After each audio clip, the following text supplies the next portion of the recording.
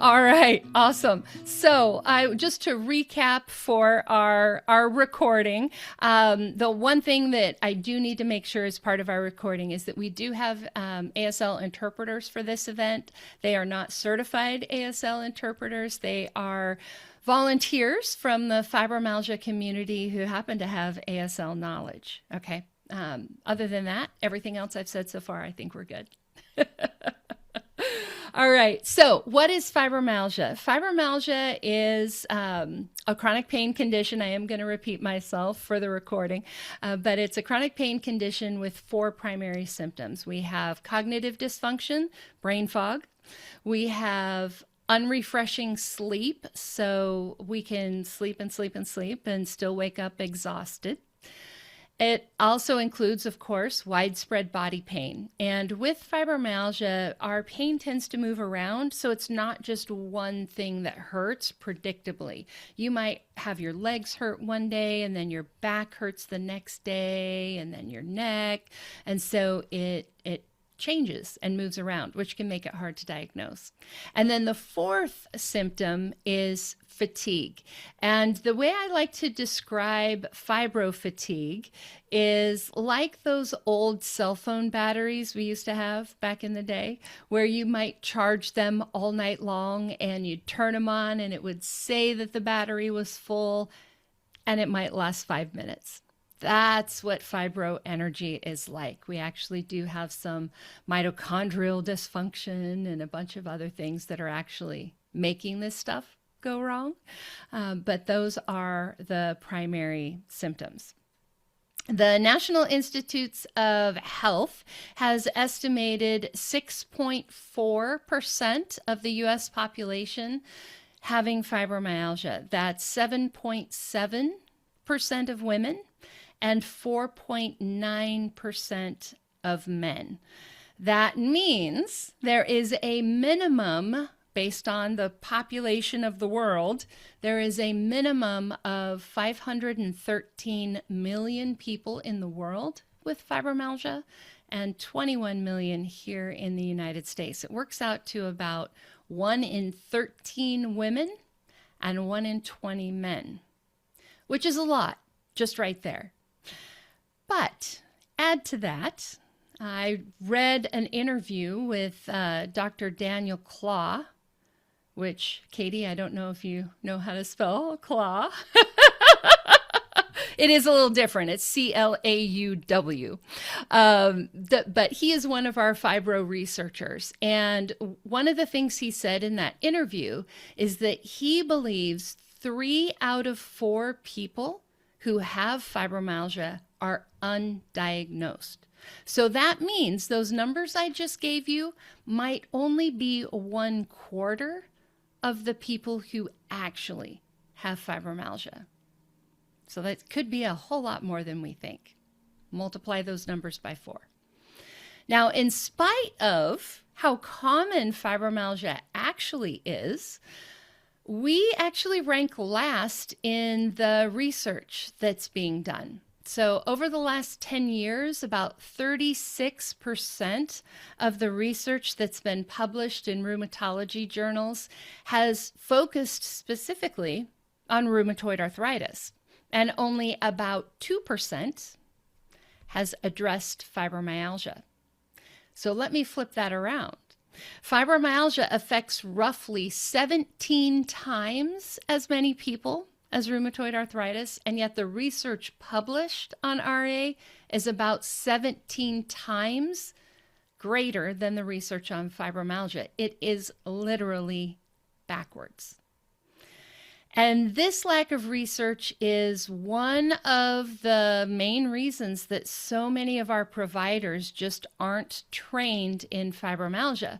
Research is what shapes what gets taught in medical schools, nursing programs, continuing education programs for our providers. So here in the U.S., physicians receive an average of about 9 educational sessions on pain management total. That is not fibromyalgia. That is not chronic pain. That is all pain management. 9 sessions. And that is one of the reasons that I am genuinely excited to share some important news with you today. We have partnered with the American Nurse Coach Association to offer ANCC accredited continuing education contact hours for both our Certified Fibromyalgia Advisor and Certified Fibromyalgia Coach training programs. That means that professionals like nurses, nurse practitioners, physician's assistants, physical therapists, licensed social workers, even some physicians and doctors may be able to earn accredited continuing education hours while learning fibromyalgia-specific, patient-centered care in our courses. Now, whether or not ANCC hours apply to a particular profession can vary.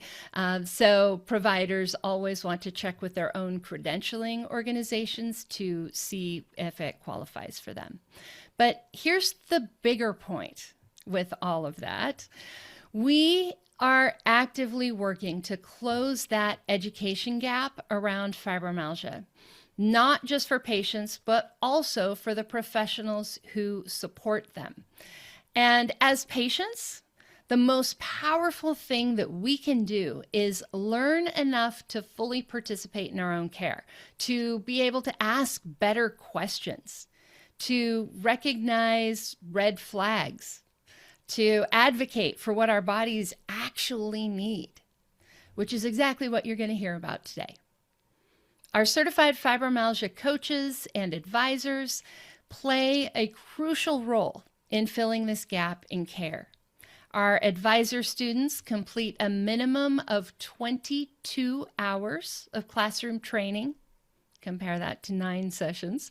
22 hours of classroom training focused specifically on fibromyalgia, plus at least 18 additional hours with their mentor coach, going deeper into real-world application of what they're learning.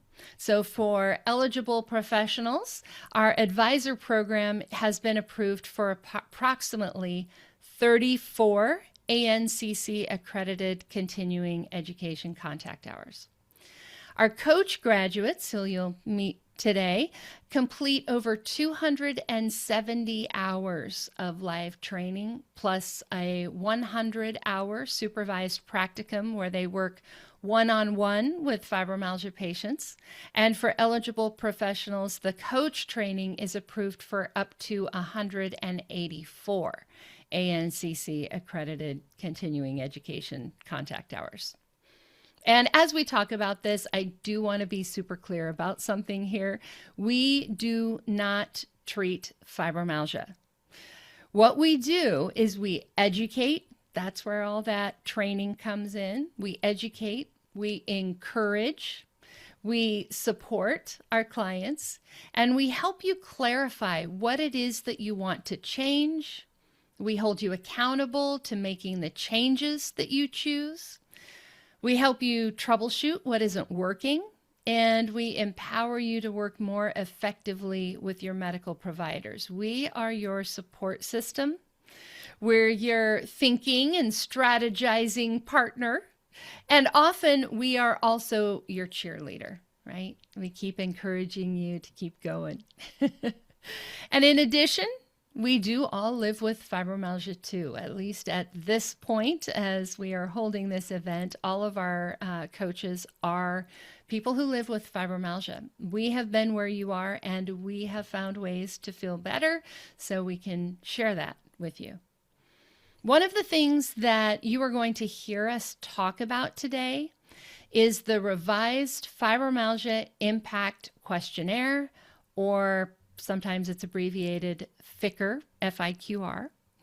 The FICR is a tool that doctors and researchers use to measure the impact of fibromyalgia on a person's life. You can think of it as a structured way of measuring fibromyalgia symptoms, including the 4 I talked about, right? But also function and your overall quality of life. All of these are measured as part of the Fibromyalgia Impact Questionnaire. Scores will range from 0 to 100, and the higher the score, the greater the impact on someone's life, right? We're measuring that impact. Our students complete the FICR at the beginning of each class and again at the end. And our certified fibromyalgia coaches also use it to help assess and track changes in their clients over time.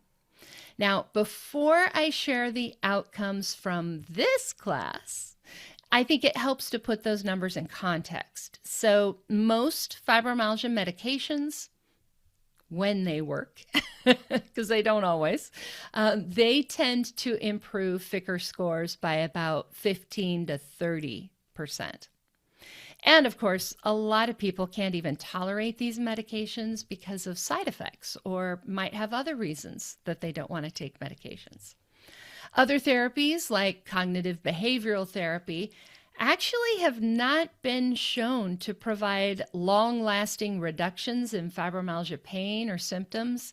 They can be helpful for coping skills, for managing depression, for instance, but they don't tend to change the actual pain levels or symptoms. In contrast, graduates of our Certified Fibromyalgia Advisor program will see an average improvement of about 50%, that's 50%, in just 90 days.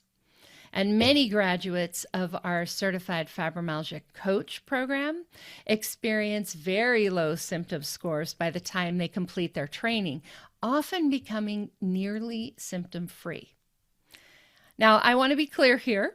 These are not miracle cures. They are the result of education, pacing, nervous system support, accountability, and learning how to work with their bodies instead of fighting against them. Often, it's also a result of treating underlying conditions that are being amplified by fibromyalgia. So let's talk about this class. I want to do this thoughtfully because real fibromyalgia progress isn't always linear, right?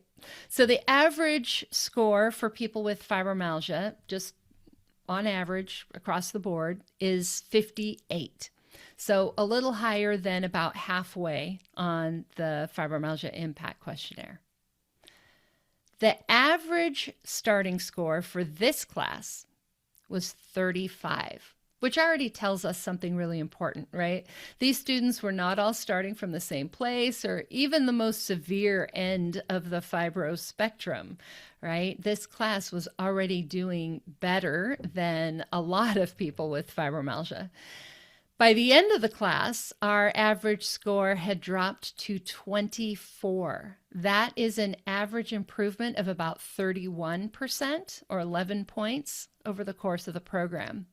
And I also want to share here that I have been talking with doctors over the years to kind of find out if there's a minimum score to be diagnosed with fibromyalgia or a point where if your score is below this, we just consider your fibromyalgia to be in remission, right? And the number that gets thrown around is something in the 20 to 25 range. This class ended with an average score of 24. Now, here's where the honesty matters. 3 of our 4 graduates that you'll meet today saw some meaningful reductions in their scores, ranging from moderate improvement to even very large improvement. But one student's score actually increased during our class. And that's not something that we want to hide or smooth over. This student, in her case, her symptoms worsened partly because she uncovered a problem that ultimately is going to require surgery, but also because she just mentioned to us before we went live that she thinks she was in denial in the first place and her first score actually should have been higher.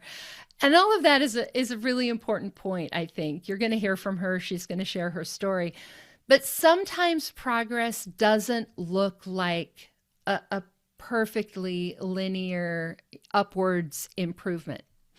Sometimes progress doesn't look like fewer symptoms right away. Sometimes progress looks like finally getting clear about what's actually going on, that reality check. And sometimes we have to take a step backwards in order to move forwards. And as this student put it, I realized I couldn't meditate my way out of my hip pain. And I think that perfectly encapsulates what we're talking about here. And she'll share more about what she meant by that later today. But this is exactly why education and why coaching matters. Because fibromyalgia is real, and so are the other conditions that can coexist alongside of it. Coaching doesn't replace medical care. And it can often clarify what kind of medical care is needed. A lot of times we see patients who are told, oh, that's just your fibromyalgia pain, when really there is something bigger going on. Not one of these graduates, but one of our earlier graduates discovered that she had 5 torn ligaments, I think it was, in her hip, and she had been being told that it was just her fibro pain. This is where coaching can come in to help clarify, I think there's something more going on here. And after I present our graduate certificates, I will be interviewing each of our graduates about exactly what they did to improve their fibromyalgia, to give you some new ideas and some hope that maybe you can feel better too. Now, I want to talk directly to our graduates for a minute. I always choose a quote for each of our graduating classes. And this graduation, I chose a quote from Socrates. The secret of change is to focus all of your energy, not on fighting the old, but on building the new. And as I mentioned to our graduates before we went live here, this really encapsulates my philosophy as a coach. We want to really focus on adding in new good things, building new good habits.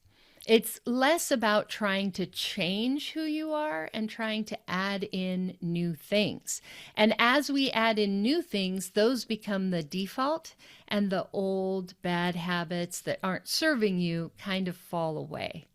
So again, the secret of change is to focus all your energy, not on fighting the old, but on building the new. And so graduates, I just want to tell each one of you that I am so proud of you.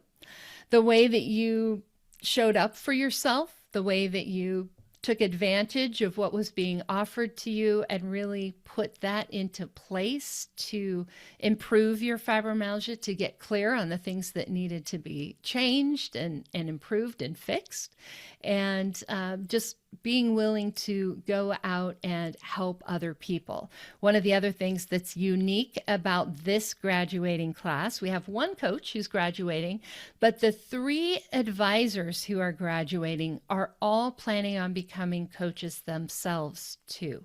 So everyone that you see here really has a focus on going out and helping others. And I'm just so proud of you guys for that, and thrilled to have you as part of our IFCI family.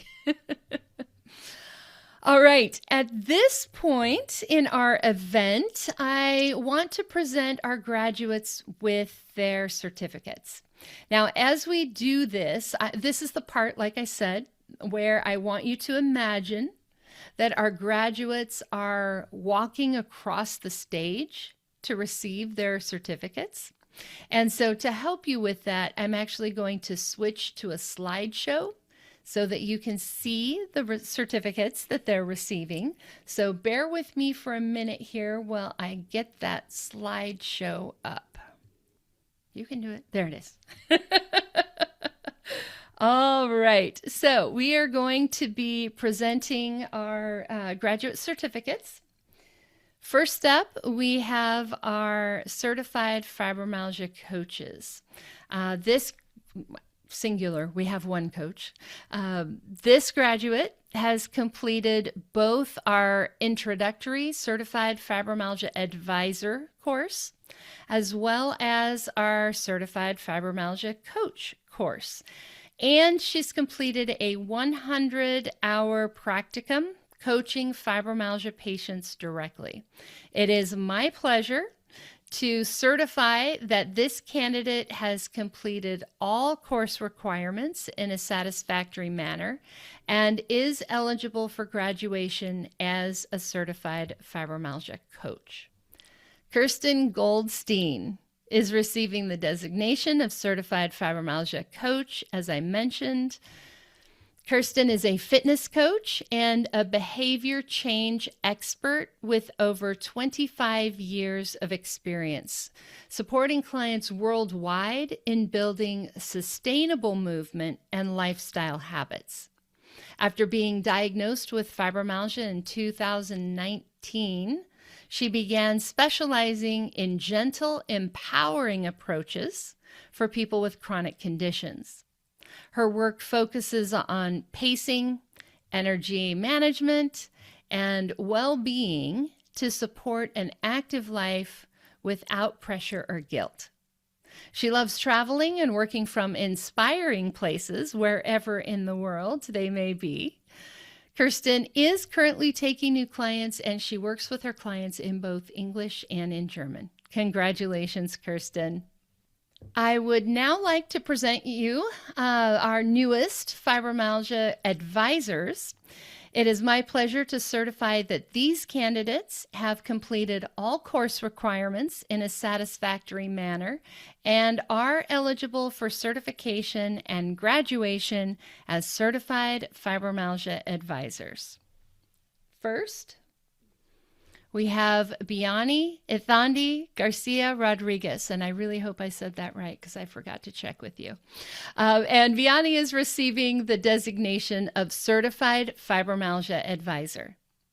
Originally from Mexico, Biani is a 32-year-old PE architect currently based in South Dakota. Married for nearly a year when she was diagnosed, she and her husband have a lovely puppy named Buffalo, who has been the main caretaker during flare-up days. Her fibro journey is fairly new, but having lived with other conditions for over 15 years, she wanted to take action as soon as possible. Her dream is to be a mom, and she wanted to learn as fast as possible how to get this, quote, fibro thing under control. She's excited to continue learning in IFCI's Certified Fibromyalgia Coach program and to help others get better and not give up on their life goals. Congratulations, Biani. Next, we have Megan Hill, who is also interpreting at the moment. Megan is receiving the designation of Certified Fibromyalgia Advisor. Megan lives in Tallahassee, Florida. And after discovering IFCI through the Fibromyalgia Podcast and books, Megan went from being completely disabled by fibromyalgia to thriving in ways that she once thought were impossible. Today, Megan balances a demanding career while attending college full-time to become an ASL interpreter with the goal of coaching deaf and hard of hearing clients. She is especially passionate about helping future clients develop fibromyalgia disaster plans, learning how to prepare for and respond to and recover from natural and man-made disasters without fibromyalgia flares. You might notice, as I called out before, Megan has volunteered to practice her ASL interpretation skills by helping to interpret today's event. Congratulations, Megan. Next, we have Sabina Nold receiving the designation of Certified Fibromyalgia Advisor. Sabina has been living with fibromyalgia for decades and had become used to being the patient with no doctor knowing what to do. Over the years, she realized that fibromyalgia was limiting her more and more. So she decided to take her health into her own hands and learn as much as possible in order to understand what she really needed. At the end of her working life, she also wants to make new plans, a trip to Japan, and finally sewing quilts again, big quilts. Sabina wants to support people because she is convinced that if this program helped her, it will help others too. Congratulations, Sabina, and congratulations again to all of the graduates. Now, give me a second to end my slideshow. All right, there we are. So congratulations again to all of our graduates. And I'm sure the reason you all are here, yes, to celebrate your graduate, but also to hear their stories in their own words. Now, before we begin these interviews, I do want to remind you of a couple of things. First of all, the information that you're going to hear is meant to be educational. It is not meant to be medical advice. So please take whatever you hear today and talk to your doctor about what might be right for you to try. I also want to remind you that the graduates you'll hear from today are sharing their personal stories and their personal results. How specific they get or don't get will depend on how comfortable they are sharing their personal medical information publicly. The results that you get from working with a coach or from taking one of our classes may not be the same or may not even be similar depending on your own medical history and level of symptoms. As you will hear from these graduates, there is a wide range. So let's take a few minutes and meet each of our graduates. I want to start with Sabina, who is in Germany. We thought we would start with her since it's late her time. Sabina, welcome. Welcome, Tommy. So when we first met, that you were really feeling helpless and hopeless. But through the advisor class, you learned things that no doctor ever told you, and that your perspective has shifted. Can you share a little more about that? Yes, sure. I'm happy to do so. Well, I was in a situation that I had become completely used to being the patient that no doctor know what to do with. And when I was diagnosed with fibromyalgia, it got even worse because then they had an explanation because they did not know what to do with me. And during the years, I was told symptoms were getting worse, and I was told that's totally normal because I'm getting older. So this is how it is. And I was also often told, and maybe most of the patients know that maybe all of this is psychological. Oh, no. So that was the situation I was in. And whenever I did a treatment or I tried some new medication, it was always based on my initiative. There were very seldom any idea from the other side. So Yeah. I was in a situation that I thought, did it go on like that now? Is it like that? And will I have to prepare for feeling worse and worse and worse while getting older? And then I decided that I maybe do not accept that. And then I did a little research, and then I found your podcast, Tommy, and then I was so amazed to hear, and I couldn't believe it in the beginning, that even fibro patients could really feel better. And in the advisory class, I learned that I could try many things. I learned about medication, I learned about nutrition, I learned about sleep, I learned about so many things. But first of all, I learned to listen to my body, which was totally new to me, to practice self-care and to learn to manage my energy. I really had to digest that over time, and most important was that I got back, and I also learned that it's maybe not too late to change something. Yes, yes, it's never too late. I think that is a very important point, for sure. You've also Yeah. learned that not all pain is fibromyalgia pain. You were the one I was talking about earlier. Do you want to talk a little bit about your what happened with that? Yeah, I had fibromyalgia and I had pain, and I was totally used to having pain. And my idea always was that I'm totally healthy except from fibromyalgia. And that was the starting point. And then I had problems with my hips. They were hurting like hell, but fibromyalgia overshadowed everything. So I didn't really realize what was going on, and I didn't really take care about the things because I thought talking to a doctor would make things only worse. So I tried to function and to keep going as I could, but the pain was getting worse and worse, and also during the advisory class. And as I have learned from you that any good pain or every good pain leads to another, I thought, okay, what if pain in my hips and the pain in my left feet is amplifying fibromyalgia and vice versa? Yes, yes. And when I realized that this could be the case, then I thought, okay, maybe that's the situation, and that's the reason why in this period where I did the advisory class, I felt worse because I realized so many things. I didn't listen to my body. I didn't take care about.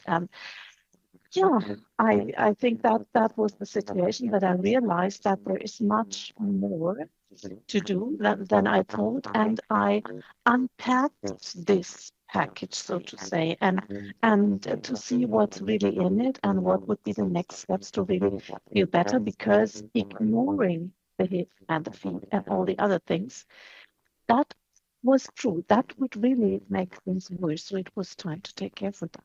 Yes, yes. And I love the statement that you made when we were talking in your final interview that you had learned you couldn't meditate your way out of your hip pain, that there was something going on there that actually needed to be fixed, right? It Yes, wasn't just exactly. mind over matter. And I really love to learn more about self-care and to really practice self-care. I do that much better than ever, but it wouldn't solve that problem. And this is what I not to realize in these 3 months.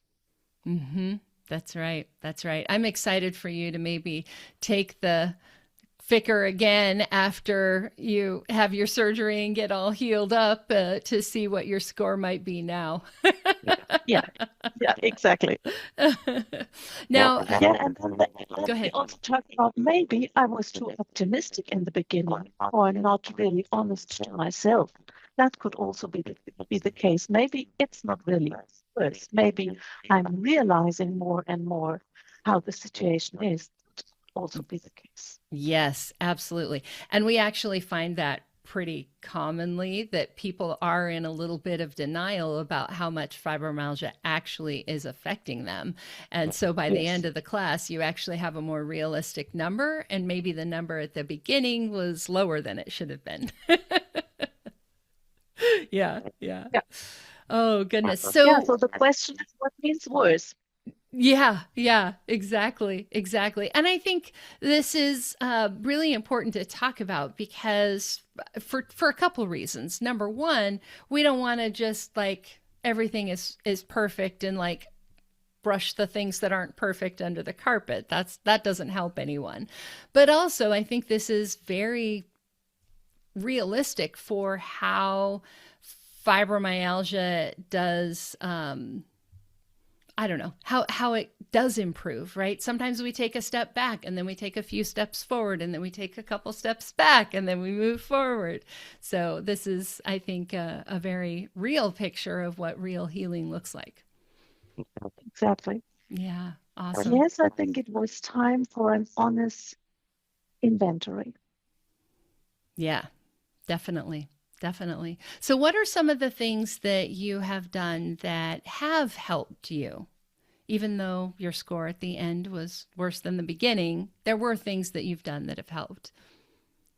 Yes, what has definitely helped me was to take better care for myself, to Hmm. really listen to my body and not to um, yeah, go on when I'm terribly tired and when I realize that the energy is all used up for the end of the day. So what I really learned is to work with my energy and to keep a little bit energy every day for healing, for um, meditation, for preparing healthy meals, and all these things. This is definitely something I've learned. I've learned to make plans again, and I learned to be much bolder also with everything that is coming now. I'm looking forward to hip surgery at the end of February, and I have not asked for that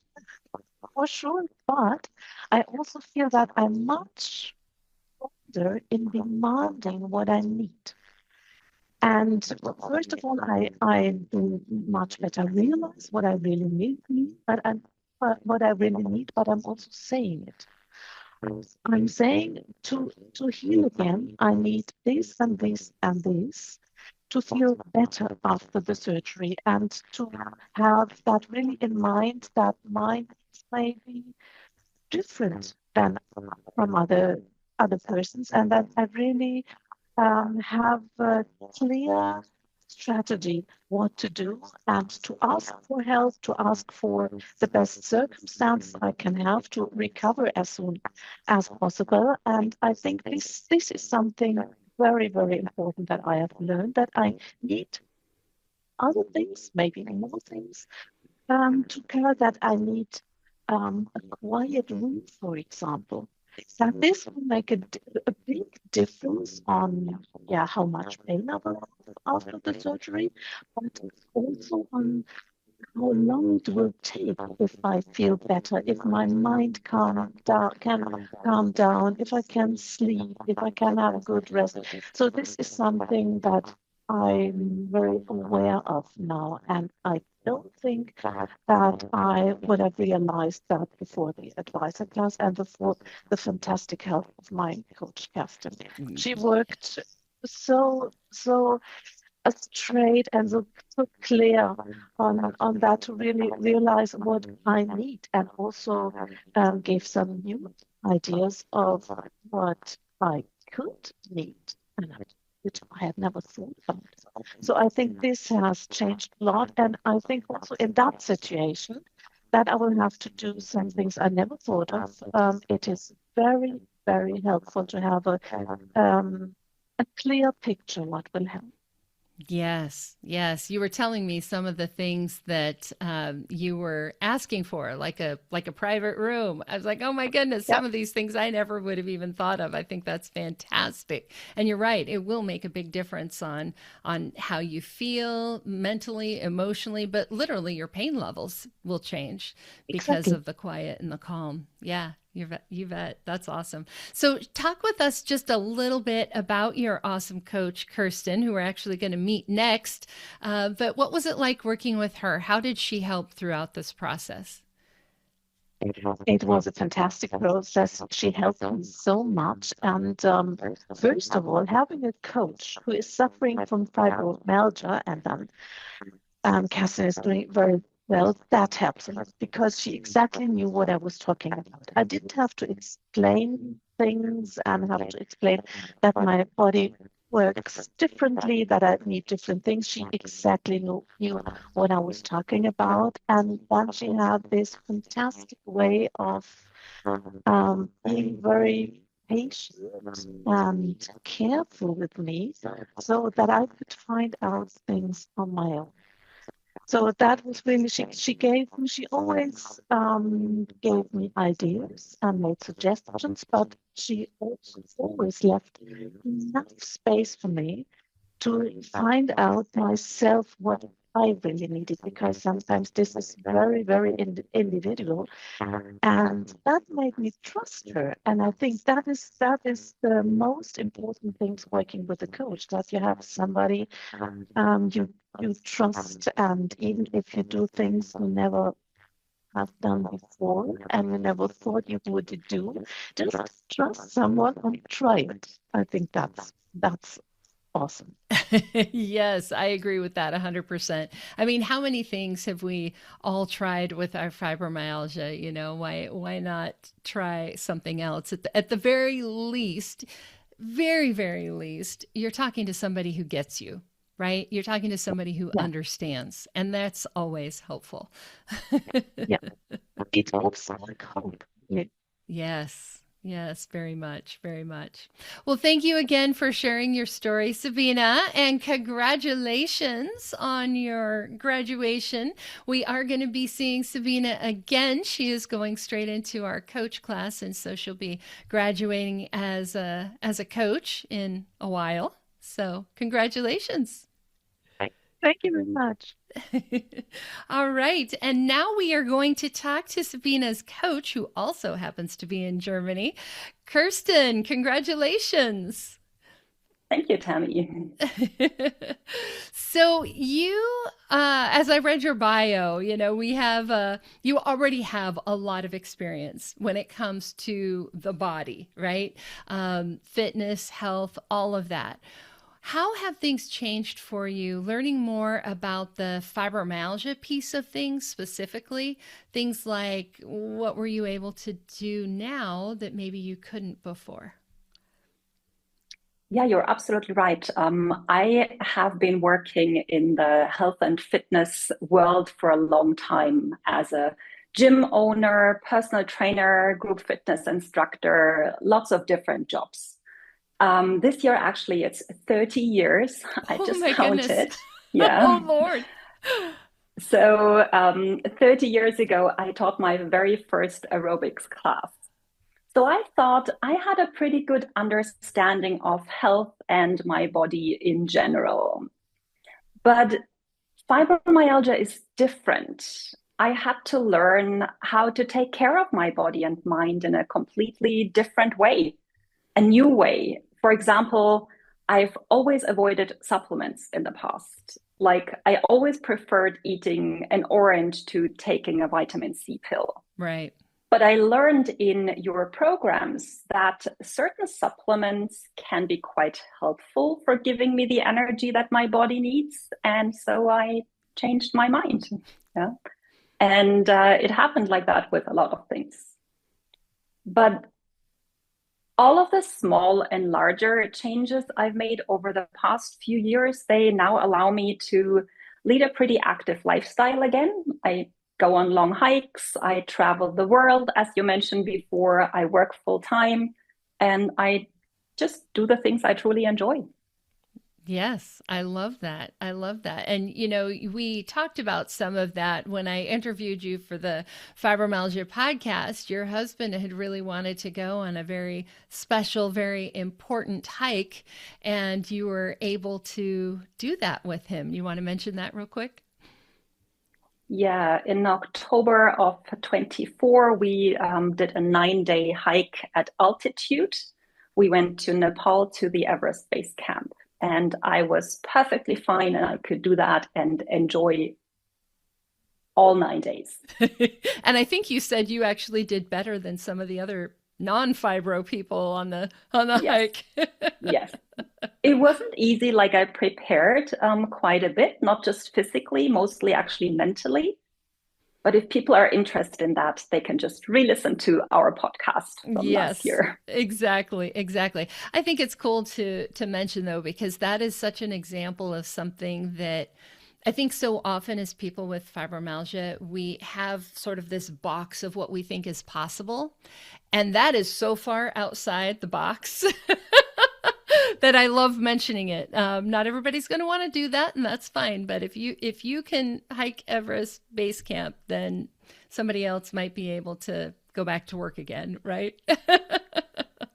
And actually, at the time when I hiked it, I thought I would hike for the fibro community, not just myself, because if I could do this, it would hopefully give other people, it would encourage them to try and do their own Everest Base Camp, whatever that might be for each person. That's right. That's right. I love that. So today you are graduating as a coach. And as we just mentioned, you were Sabina's coach. Why did you choose to become a fibromyalgia coach? Who do you hope to help? And do you have a favorite client story you'd like to share? So when I was diagnosed with fibromyalgia in 2019, I realized pretty quickly that I couldn't keep working the way I had before. At that time, most of my clients were very fit, healthy, and my work as a personal trainer back then required a lot of physical energy from my own body, and that simply wasn't sustainable for me anymore. So over time, it became clear that something had to change.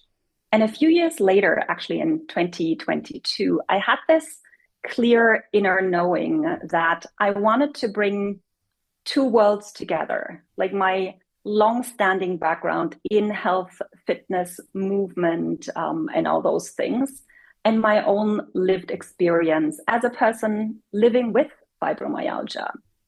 So I did some research back then, and I became aware that there are not that many people out there who know about these two things, like the fitness, movement, health knowledge, and also the personal experience. And I felt a very strong desire to step into that space and fill that gap. But I also knew that my own experience wasn't enough. So I needed to get a much deeper understanding of fibromyalgia. And so I decided to invest in my education and signed up first for the advisor program and then later for the coach program. Yes, I love that. And you're so right. Like there are a lot of people out there who can teach you all kinds of things about fitness. And there are people out there who can teach you about fibromyalgia, but they don't usually come together in that way. So I am thrilled for our community that we have you. You've got a, YouTube channel, is that right? That you do videos? Primarily in German, though, right? I do. I have a couple of programs specifically for fibromyalgia in English and German. I do have a YouTube channel, but that's more for the wider community. But I have specific fibro-friendly exercise programs if people are interested. I love it. I love it. Now, since you started the advisor class, your fibromyalgia symptoms have improved by 80%, which sounds like it's a big number, but you only started off at 27.67. But 20% or 80% improvement from that means that your current score is only 5.5. So that is very, very low. How does that feel different from where you started?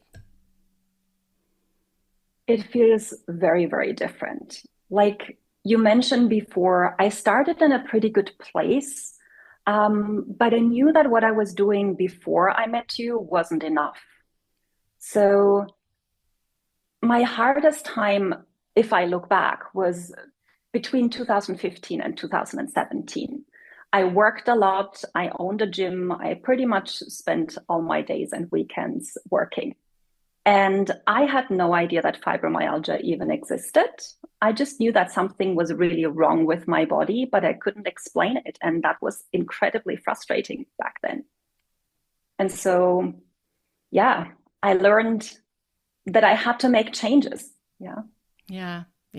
So what were some of the things that helped you along your way? By the time I started the advisor program in 22, I had already made some very big life changes. Like, for example, I had moved to a country with a climate and lifestyle that felt much better for my body. or I had sold a business that I truly loved, but that had also made me sick. And I shifted my entire work life online so I could work from home and have more, freedom of time. I could take breaks when I needed, and I could just save some energy working from home. And none of these changes were easy, but I knew they were necessary, or they were just good for me. But when I look back, there are actually two things that helped me the most. And the first one is I'm not afraid of change. Actually, I've always liked change. And when things stay the same for too long, then I feel stuck. So trying a new thing, like a new way of eating, or experimenting with new routines, or doing things differently than I've done before, to me, that doesn't feel scary. It actually feels more like a possibility to improve something. So change is the first one. The second one that helped me feel better is that I love learning. So I'm genuinely a very curious person. I read a lot. I constantly take courses like this one and others. Yeah. And I keep looking for new insights, both for my own fibro journey, but also for my clients. And understanding what's happening in my body gives me a sense of control and trust. And it helps me make better decisions instead of just guessing. So I think that these two things, like the openness in general, like to change and to learning, that has been the biggest reason why my symptoms improved so much. Yes, I love that so much, because I think, as people with fibromyalgia, it is really easy for us to develop a mindset that says, this is as good as it gets, right? Or there's nothing else to try, because we are literally being told that. Right? Sometimes even from our doctors, there's nothing else we can do for you. Get used to your new normal is one I heard all the time. But that openness to, maybe there is something else out there. Maybe there is one more thing to try. And, that we won't know if it helps until we do try it. We can't possibly know until we try it, if it's going to help or not. And then learning all we can, because, like you said, we need to be active participants in our own healthcare, and we can make better decisions when we have more information. Exactly. Yeah, I love that. Well, thank you so much, Kirsten, for being here and for sharing and for all your work for coaching Sabina and all your other clients. What is next for you? I just want to help more people and get those last 5.5% maybe down a little lower. I know what I have to work on. I know there is one specific area I have to work on. Yes, absolutely. We all have our things, right? Like for me, I always talk on the podcast that for me, it's always going to be sleep. It's always going to be a sleep thing that I'm always like, okay, now I got to go to bed on time. It's just always going to be my thing. So, yep. I love that. Well, congratulations again, Kirsten. And if any of you are interested in learning more and checking her out, watch for the email that'll come after this event. We will have where you can learn more about our graduates in there. So congratulations. All right. Next up, we have Biani. So, Vianney, you are in South Dakota, but you are originally from Mexico. You just happen to be in South Dakota. Yes. Just happen to be around here for now. That's right. Oh my goodness. Are you like freezing to death right now? I just flew in yesterday and it was colder where I was. I was with my in-laws and it was way colder in St. Louis than here. Goodness. Yeah. Yes, I have friends that are out that way, and it's just like the temperatures that they've been sending me is just crazy. It is. Yeah. So, when you and I first met, one of the things that you Mhm. had mentioned was that you had dealt with another chronic illness for the last 15 years.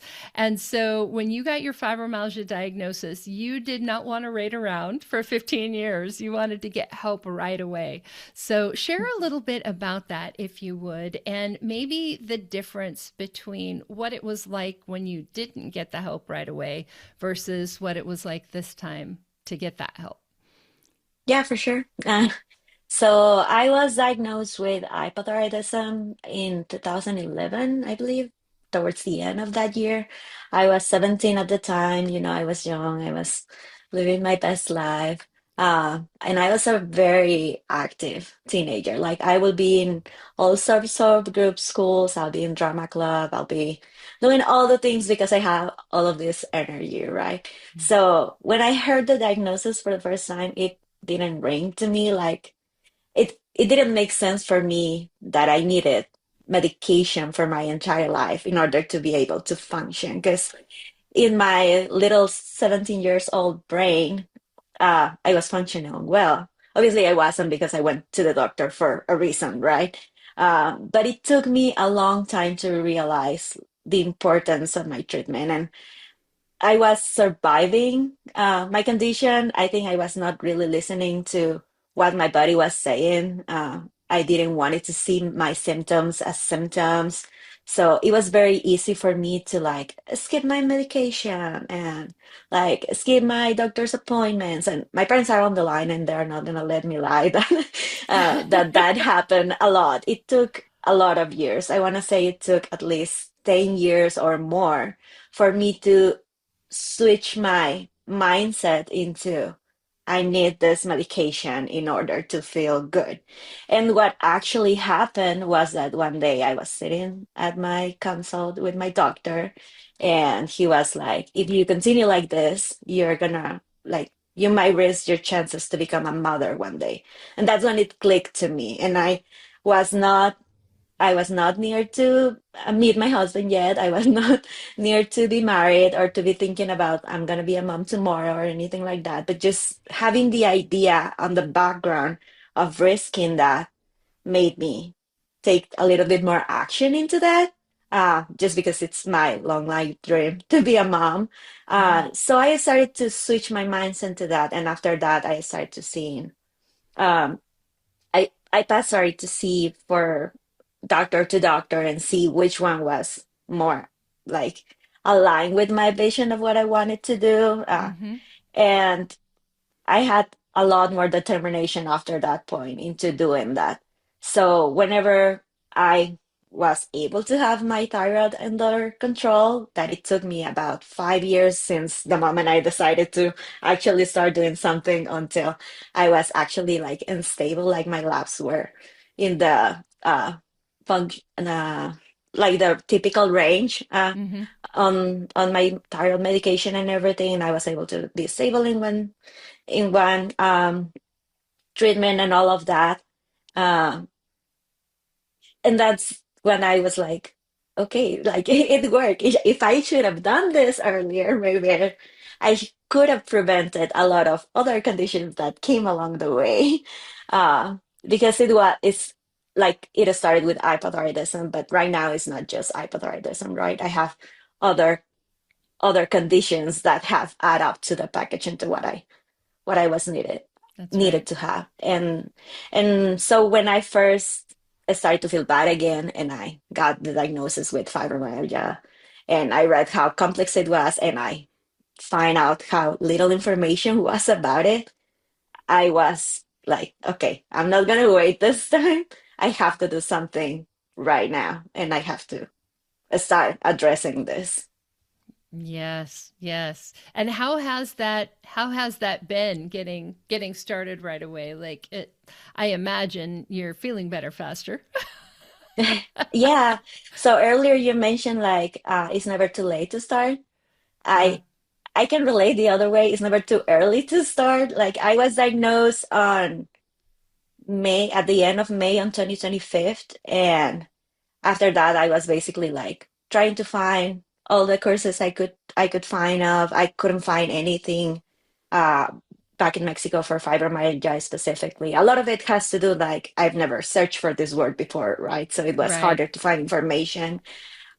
Then I ran into the podcast, and then I ran into the course, and then I was like, maybe I can try this. Um, and I made a decision. Like I talked to my husband, we made a decision to make make an investment on this and see how it goes, right? Because the doctor that diagnosed me didn't really much of a background of what it all came with the condition that I was being diagnosed with. So I wanted to have a plan, and I didn't know how to get to the plan, but I knew I wanted to have a plan. And I mean, um, some other things that we were also facing at the moment also had a lot of say into the decision on this. Yes. Yeah. I love that. I love that. So when you started the advisor class, your score was 53, which was hmm actually pretty typical, right? hmm And over the last few months, your score has dropped by 48% down to 28. hmm That's a big difference. And I bet you feel a lot different too. hmm Yeah. Yeah, it is. It is a big difference. Uh, I think the biggest thing that was impacting me was missing work. I skipped work a lot when I was first being diagnosed, and I really, really wanted not to do that because I was given this amazing opportunity of being in a job site outside of my country, representing my country and the company to this big client and everything. So I wanted to do everything I could to make sure that I wasn't like lacking this big part of me that I really enjoy. I really love my job. So I wanted to do something in order to feel feel good with myself about how I was performing, and also to feel good within my symptoms, right? Like within everything I was feeling at the moment. So I made a lot of changes, a lot of adjustments. It was really hard to make adjustments because I was trying not to take medications at all. Uh, I'm not a big medications fan, even when I first got the diagnosis and uh, diagn they prescribed me with, I think it was Cymbalta and gabapentin, and I was walking to my board of doctors about like what the complications might be with taking this medications and how do they align with my future plans of like growing my family and things like that. Um, it was just they didn't match. So I Hmm. needed to find something that I could do that wasn't gonna be like on the way of actually achieving my my goal of stop missing work, feeling better, and being able to soon uh start to plan on growing my family. That's right. That's right. And you and I talked a lot about that, hmm knowing that you're going to be growing your family, being hmm pregnant, not wanting to get on medications that then you have to come off of or that might hmm hurt the possibility of pregnancy or hmm hurt the baby, right? So that Yeah. really changed a lot for you how you would go about managing your fibromyalgia. So if hmm you would share a little bit, like what did you do? What worked for you? I mean, almost 50% improvement is big. So Yeah. what did you do to accomplish that? So I basically took everything you taught us that can be done that is not medication and did it all at the same time. So I work with my coach a lot on my sleep hygiene. With my husband and I worked so hard into modifying how we were going into bed in the night, like darkening the area we were sleeping. I added like a wetted blanket to my sleep routine. I have a sun clock that wakes me up in the morning. I have all of these magic lotions that I can use. Like I have magnesium. I soak every night. I have CBD lotions that I use on a regular basis, not just like when I'm feeling like bad. uh, she and I developed this emergency kit that I take everywhere, and it's different from when I'm in home and when we are traveling for work, because we do travel a lot for work. So we needed to adjust all that. Sleep, I think it's one of the biggest one. We also work along with my nutriologist to kind of make some adjustments in the diet. We also modify the way we cook. Like instead of cooking every day, I cook one day for a couple of like for several amount of days, but I cook the same meal so that I don't uh, burn out myself into cooking all these different meals at the same time. We no longer do grocery shopping. We order all of our grocery shopping, so I don't have to spend energy on that. We have a cleaning schedule so that I don't clean everything in just one day. My husband takes care of all the laundry, so I never have to go down the steps or up the stairs or carry all the laundry down the stairs or up the stairs, because that used to be like very bad, sorry, for my back. He does like um, the carpet vacuuming, like all of the high demand small activities that you could think like, oh, anybody can do it. We cannot, right? So I Yes. think I improve a lot with like the elimination process, but not like just on my food, in overall activities I do in my life. Like uh I don't drive every day to work. My husband is the one that drives the majority of the time. I drive like occasionally whenever it's necessary. If he has to do something else after, or I have to do something else after, we combine things there. But I think the biggest was like trying to do all at the same time, is staying consistent into doing it all at the same time, and try new things and see if it works and make myself the purpose and the goal to actually do them. Mm-hmm. Because like for example, when you were saying about the soaking in magnesium salts and Epsom salts, and you were in your podcast you were talking about it, and you were like, well, I wanted to have it all days, but can I really have them all days? Like Yeah. it's a it's a long task to do it.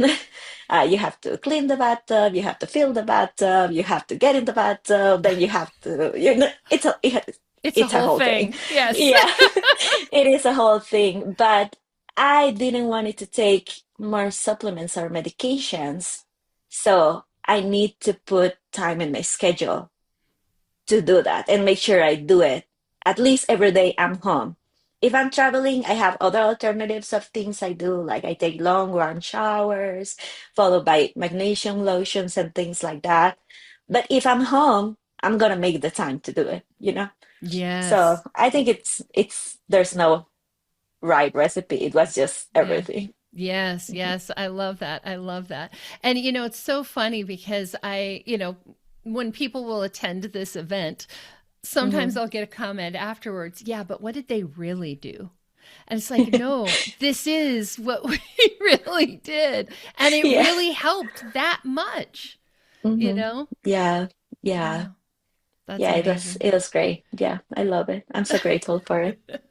There's a lot of room for improvement. One day I'll be a mom and I'll be able to try all the medications if it's needed. But it was so great to know that I could do big improvement without medications. And Yes. it doesn't stop for me having a flare or anything like that, but I know when I'm gonna have it. I have the tools to treat it when I'm gonna have it. And that like it has a more calmer mindset in our home now, knowing Yeah. what to do. Hmm. Yes, yes, because you have a plan, you have a Hmm. routine, you know how to get back to your Yeah, baseline. Yeah, that changes a lot, yeah, having that stability, right? yeah, for sure. A lot. Yeah. Now you're going to be joining our coach class too. Have Hmm. you thought at all about like who you want to help and things like that? I think we talked a little bit about it the last time we talked over the phone. I think I want to encourage like people like recently diagnosed to get help as soon as possible. Yeah. Also, like people that already know they have another like chronic condition involved. I probably have one of them, and I can help with that as well. And of course, I wanna like people that don't want to try any medications for any reason, like they've tried them all, they are tired of them, or they want to be moms and they don't want any of that to be like affecting them.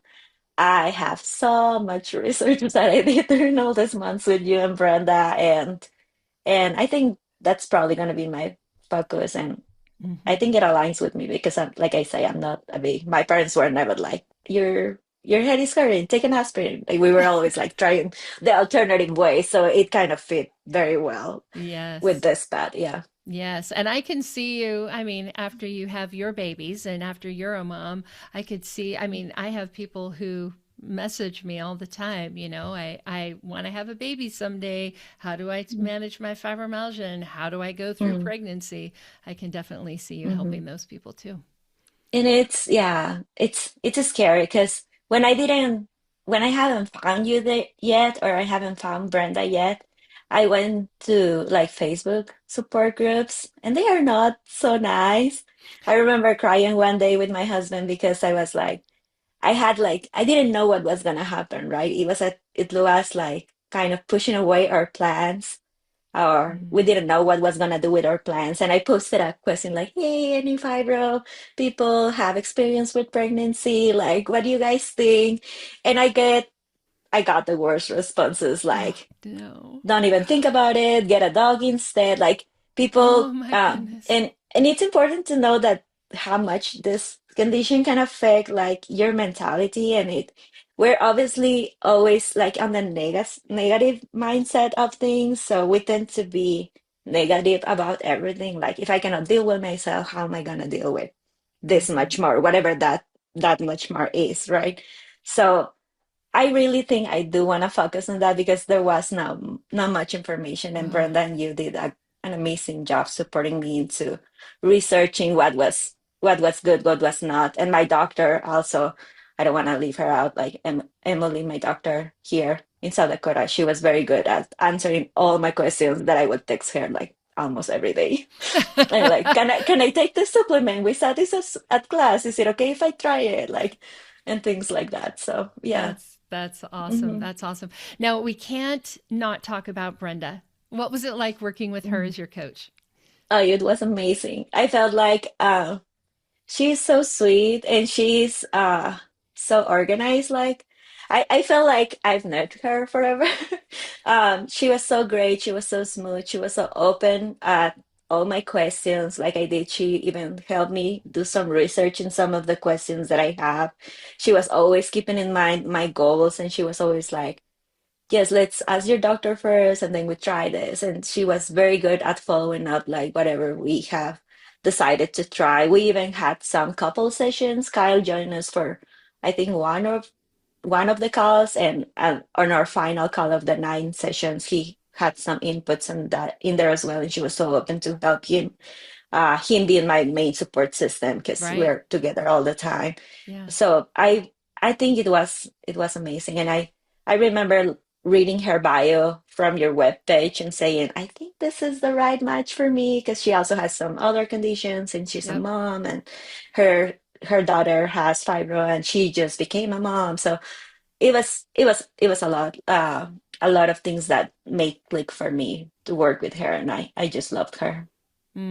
That's so great. Brenda was one of the people in that very first class who graduated 10 years ago. So, Hmm. Yeah, yeah, I know. She's oh, amazing. She's the she is. best. She is. She is. Well, thank you so much, Biani. Thank you, Congratulations. Danny. I'm so glad we get to keep working together in our coach Hmm. class. Y'all will see Biani again. Thank Thank you you. again.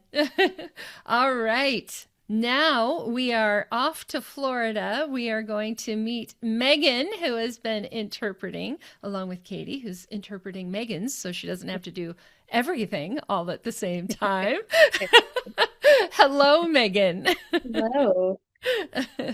So I would love to talk to you about the fact that you improved so much before you even started the class, and you mentioned to me that you thought, just wasn't possible to get any better. Like you're doing so good. How could you improve even more? Yeah, talk about that. Yeah, so I'm very much a self-starter, a very individual, like I can get things done on my own kind of person. I had found the podcast. I had listened to every episode, I think most of them twice. I had read your book. I had made so many changes. I went from being completely disabled by my fibromyalgia to able to work my demanding job and balance handling my dog and my family and work and all of the things. And along the way, I found some other conditions that were going on, including some genetic stuff and some other autoimmune and some other issues that were going on. And I thought that I had done everything I could do to manage my fibromyalgia and that this was just as good as it gets because of some of these other conditions, that there was nothing left to do. Right. Can't change your genetics. So I Mhm. guess here we are, right? Exactly. But that wasn't true at all. You actually improved. You started the class. You're okay if I share your scores, Mhm. right? You started the class at 13.5, which is amazing. But you improved by 40%, and you're now at 8.17. So, yeah, there is always room to improve. Yeah, and there's some things still that I haven't had a chance to try that came up working with my coaches, working through the class, that just that waiting period of not doing it all at the same time, I just haven't gotten to everything yet. But I think that score is going to keep going down. I love that. I love that. And the fact that there are so many things that you could try, that you actually have things on the list that you haven't even tried yet, Mhm. right? I think so often as patients, we feel like we don't have options, Mhm. right? And that we've already tried everything. No, no, no, that is not true. Now, you said coaches, and if anybody happened to catch that, you actually had the opportunity to work with two different coaches, one before you joined the advisor class, and then one during the class. What was that like with your different coaches? And do you have any advice for someone who might be looking for a coach, wondering, how do I choose? Yeah, so I worked with Kim for 9 sessions before I joined the advisor program. And then during class, I worked with Giselle and Tammy. We had talked before class started, and I was just having the hardest time deciding between the two of them, listening to both of them in the summit and doing consults with both of them. And I could not decide. And it's funny because they are so, so different. Like they could not have a more opposite approach to coaching, and they were both exactly what I needed.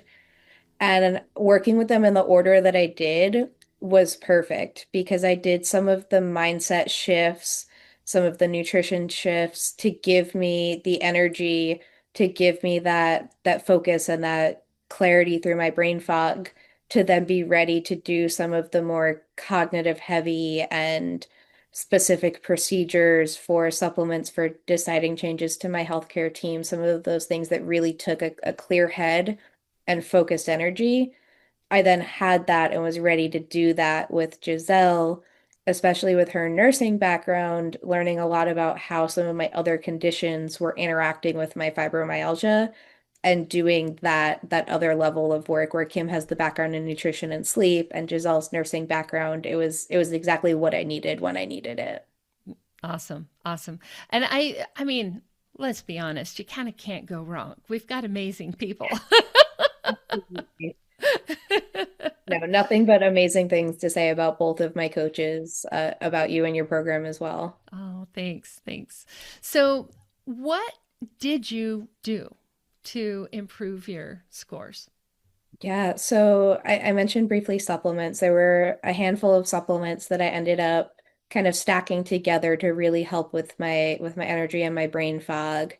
And then a lot of mindset shifts with how I do things, how I go about my self-care, because I am that very type A self-motivated personality. My self-care list had become more of a chore than actual care. And we did a lot of work, Kim and I, with changing how I approach my self-care, a lot of work on sleep hygiene, a lot of work on how I feed myself both at home and when I'm traveling for work, because there's a lot of complications with how I feed myself when I'm traveling for work. So we worked through a lot of that and just really my approach to life of scheduling downtime and actually making that an appointment in my calendar to rest was a game changer for me because I am that person who will book three things in the same time slot and hope for the best. Like, or have a plan to be like, okay, I'm going to go to this thing. I'm gonna get there early, leave early, and then I'm gonna go late and stay late at the next one. Like just getting every ounce of every day and scheduling that rest and making it something that wasn't, oh, I'll get to it when I'm tired. Like, because when I got tired, I'd be like, well, there's still things to do.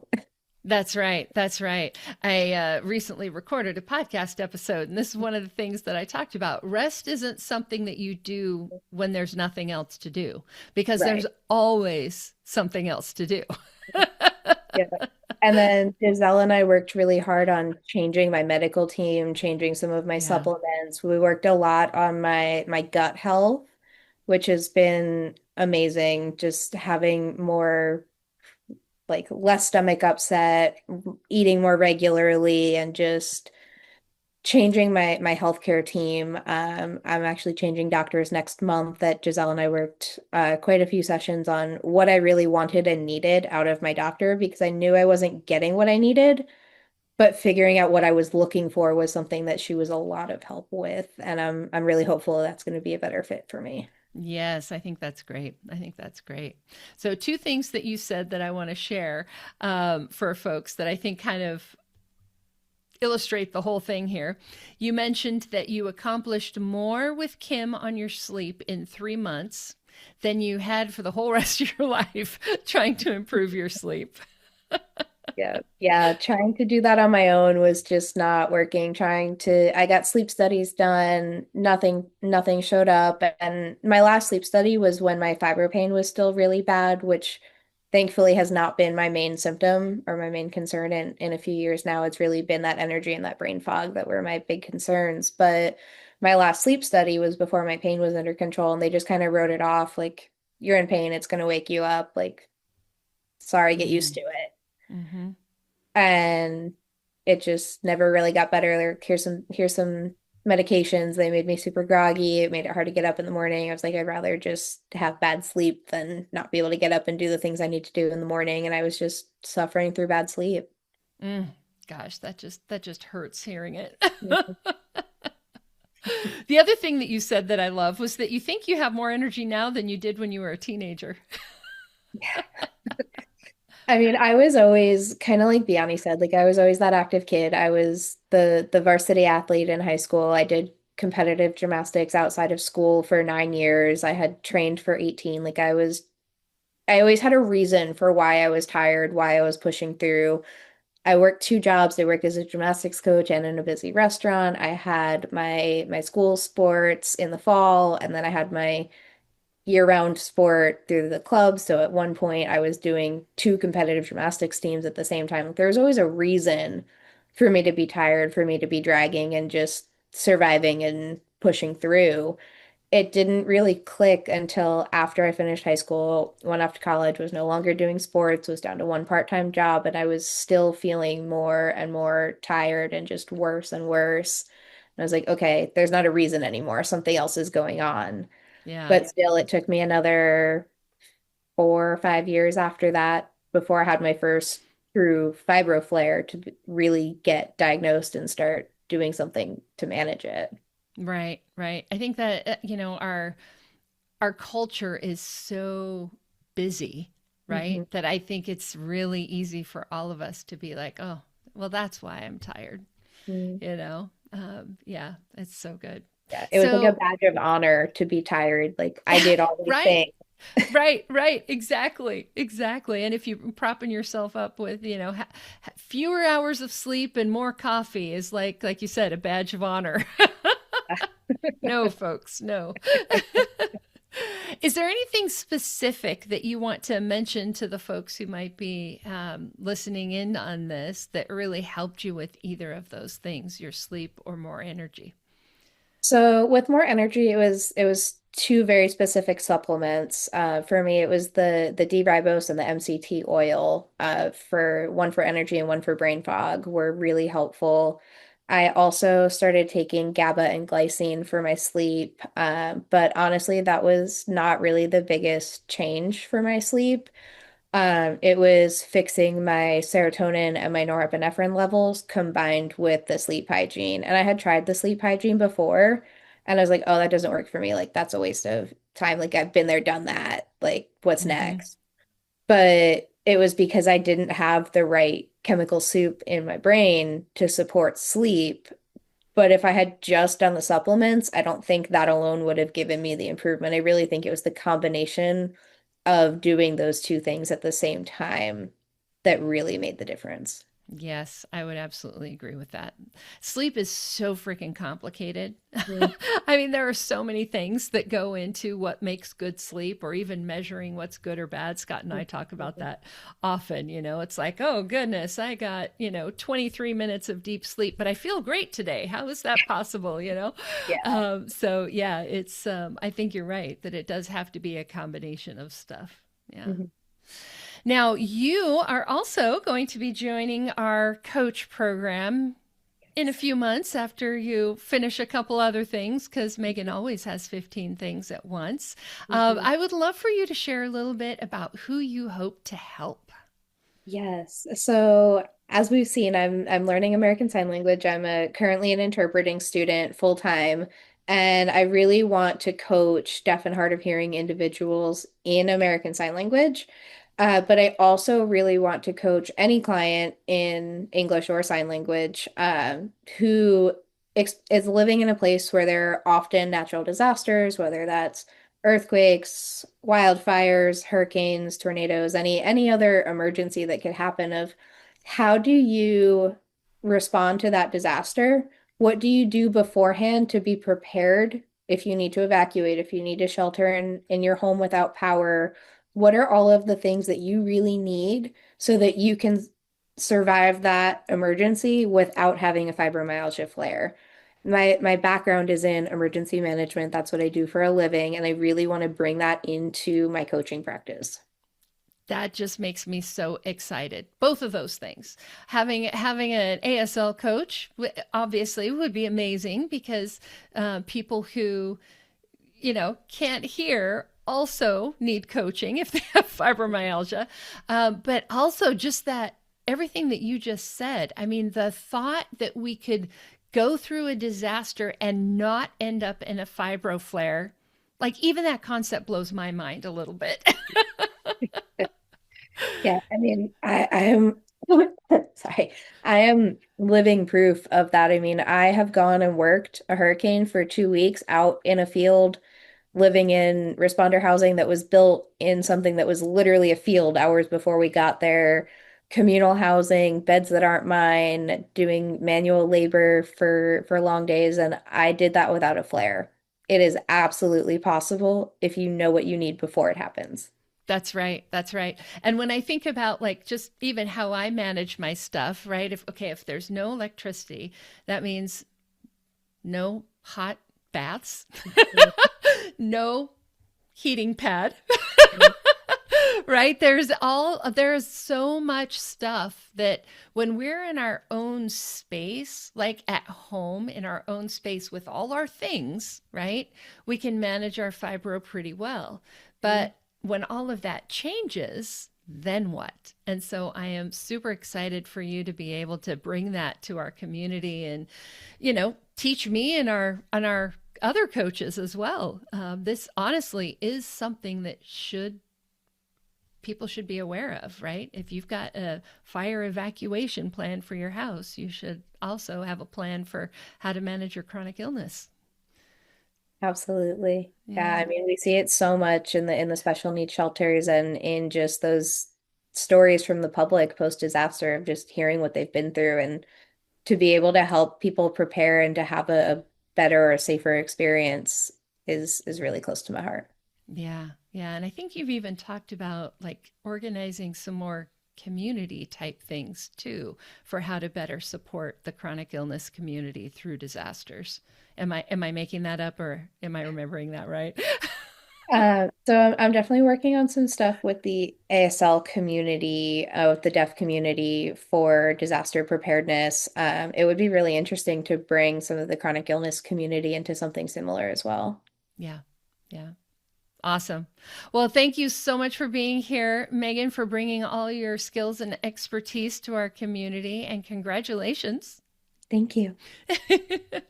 All right. Awesome. Well, as you were hearing all these stories, I hope that maybe the thought crossed your mind that maybe you might be able to feel better too. And I really hope that there's just one thing that became clear to you today. All of our stories are different, right? We have different bodies, different lives, different starting points, different goals. But at the same time, we've got so many shared patterns, right? We are all different, but we're also all the same. And so I really believe that every one of us can find ways to feel better. I always include myself in that, even me. And even if that change starts small, or sometimes if that starts with taking a step back, like with Sabina, if your score isn't 0, there is room for improvement. And improvement doesn't have to mean perfection, either achieving perfection or having to be perfect as you're doing it. Our next class is beginning the last week of February. We are enrolling students now. So if you are considering taking the class that these gals are graduating from, this is actually an ideal time to start because it gives you a chance to really connect with your coach and get oriented before class officially begins. You can also improve before class even begins. Megan is a good example of that. If you have questions before enrolling, I would also love to invite you to our next virtual open house, which is going to be held on Tuesday, February 3rd. During that open house, I'll walk you through the program options, pacing, tuition, payment plans, and I answer the 6 questions people always ask before they decide. You'll find the registration link for that open house in the email that you'll receive after this event ends. And what you really need right now is just a one-on-one conversation to talk about your personal situation.